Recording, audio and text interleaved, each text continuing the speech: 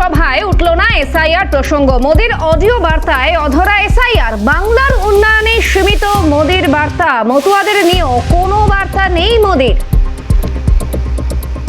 এই অডিও বার্তায় অধরা এসআইআর প্রসঙ্গ। তাহেরপুরের সভায় উঠল না এসআইআর প্রসঙ্গ।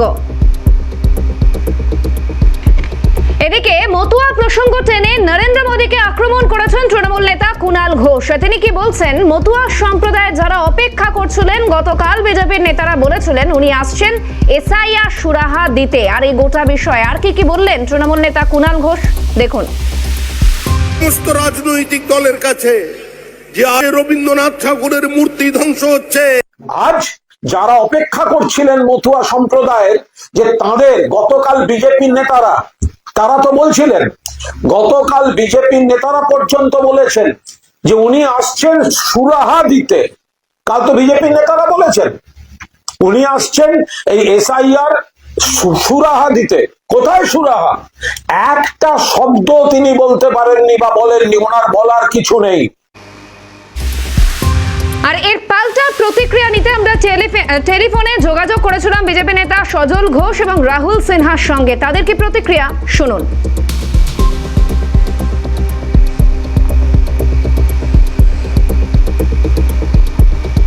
দিদির ভাষণ কখন শেষ হবে তখনই ও ভাষণ মারা শুরু করবে, আর বাজারে ওর নিজের ভাসিয়ে রাখবে।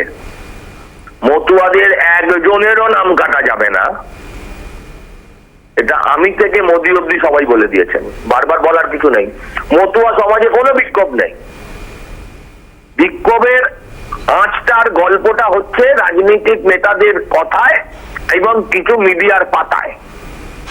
মতুয়াদের ভেতরে কোনো বিক্ষোভ নেই। প্রতিদিন নতুন করে নাগরিকত্ব পেয়ে যাচ্ছেন কয়েক হাজার করে মানুষ।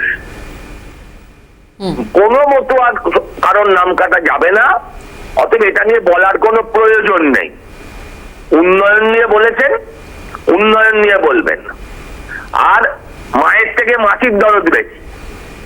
কুণাল ঘোষ মতুয়াদের হয়ে কেঁদে ভাসিয়ে দিচ্ছে। মীনাক্ষীরা গিয়ে নিজের বাবাকে যারা মালা দেয় না, তারা গিয়ে ওই আপনাদের মানে পরম পূজনীয় হরিচাঁদ ঠাকুর, গুরুচাঁদ ঠাকুরের গলায় মালা দিচ্ছে। এসব মতুয়াদের নিয়ে রাজনীতি মতুয়ারা ধরে ফেলেছে। সেটা বন্ধ করুন। মোদিজি যদি বুঝতেন যেটা কুণাল ঘোষ বোঝে সেটা মোদিজি বোঝেন না। যদি বুঝতেন যে ভোট হারানোর সম্ভাবনা আছে নিশ্চয়ই বলতেন।